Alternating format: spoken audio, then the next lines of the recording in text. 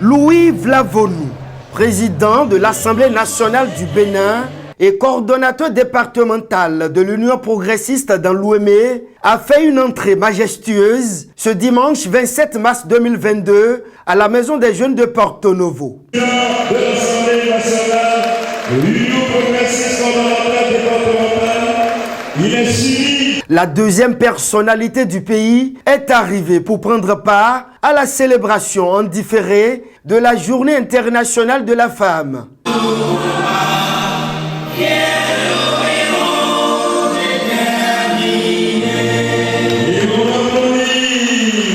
Après l'exécution de l'hymne du parti, Nadia Gertrude Dossa, présidente du comité d'organisation de cet événement, remercie le président de l'Assemblée nationale, Louis Vlavonou. Camarade Louis Vlavonou, coordonnateur départemental de l'UP dans l'Ouémé, grande est notre joie de vous avoir parmi nous, malgré votre agenda, on le sait, très chargé. Soyez-en remerciés. Votre présence à nos côtés aujourd'hui vient une fois encore confirmer tout le combat que vous menez à la tête du Parlement béninois dans la perspective de la promotion du genre féminin. Nadia Gertrude Dossa s'intéresse à présent au thème retenu dans le cadre de la GIF 2022. Cette 27e édition de la Journée internationale des droits de la femme est placée sous le thème « Égalité des sexes aujourd'hui pour un avenir durable ». À travers ce thème, il est plus que jamais clair que la femme ne peut plus être écartée du processus de développement de notre cher pays, le Bénin. En effet, les femmes constituent aujourd'hui un maillon incontournable de toute approche du développement durable de nos nations. Aujourd'hui plus qu'hier, ce sont les femmes qui donnent la vie, l'entretiennent à divers niveaux et contribuent largement par leur sacrifice quotidien au bien-être de toute la société.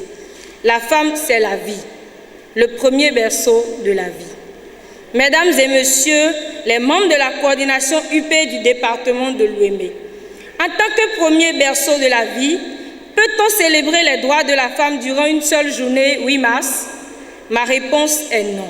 Christelle Undonoubo semble avoir la même intuition que Nadia Gertrude Dossa. Les grands esprits se rencontrent. Je ne sais pas si je dois encore parler à cause de la fierté que j'ai éprouvée quand j'ai écouté tout à l'heure Nadia à ce pupitre. Et je pense que nous devons être fiers de ce que nous commençons par construire au sein de l'Union progressiste et pour notre pays, parce que ce que nous faisons à l'Union progressiste, c'est pour le développement de notre pays. C'est une fierté pour moi de l'écouter, c'est une fierté pour moi de vous voir ici ensemble, dans cette salle, dans la discipline, dans une organisation parfaite. Je sais que le président de l'Assemblée viendra vous dire les mots justes qui vous permettront de comprendre que nous avons des défis en tant que femmes de l'Union progressiste et femmes à Porto Novo. Christelle Undonoubo, directrice administrative de l'Union progressiste, poursuit. Mes salutations, et à travers ma modeste personne, c'est les salutations du président Amoussou que je vous dis en ces lieux. Quand nous sommes femmes et nous sommes au sein de partis politiques, quelle doit être notre posture? Quelle doit être notre attitude? Que faisons-nous? Est-ce que nous nous engageons? Et que signifie l'engagement politique de la femme? Je voudrais préciser que l'engagement politique peut être discuté, inculqué à d'autres femmes que par des personnes qui sont dans l'engagement politique.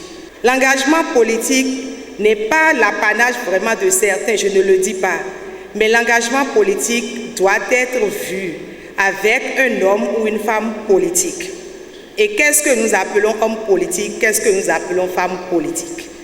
Un homme politique est un homme qui est dans l'engagement politique au quotidien.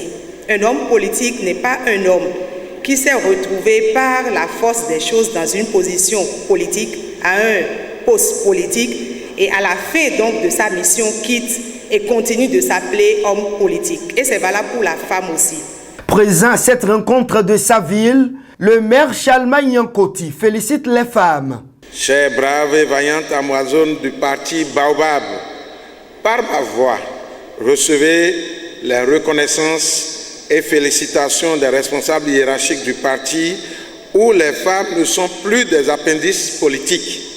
C'est d'ailleurs ce qui motive votre forte mobilisation autour de la présente activité qui, loin d'être seulement une fête au regard de vos acquis, est une occasion de réflexion sur l'actualité liée à la hausse des prix des denrées de première nécessité avec l'analyse des causes et mesures de résilience. C'est aussi une journée pour réfléchir sur les conditions de la femme sous le régime de la rupture, un régime qui multiplie des initiatives en faveur de l'émancipation et de l'autonomisation de la femme béninoise. En effet, sous la houlette du chef de l'État, l'arsenal juridique béninois s'est particulièrement enrichi ces derniers moments d'une kyrielle de lois qui renforce la protection et la valorisation de la femme béninoise. Le parti Union progressiste a bel et bien participé à la mise en œuvre de cette batterie d'instruments en faveur des femmes béninoises à travers vos représentants que vous avez envoyés au Parlement à l'issue des joutes législatives de 2019. Pour mieux faire passer son message, Louis Vlavonou préfère s'exprimer en patois.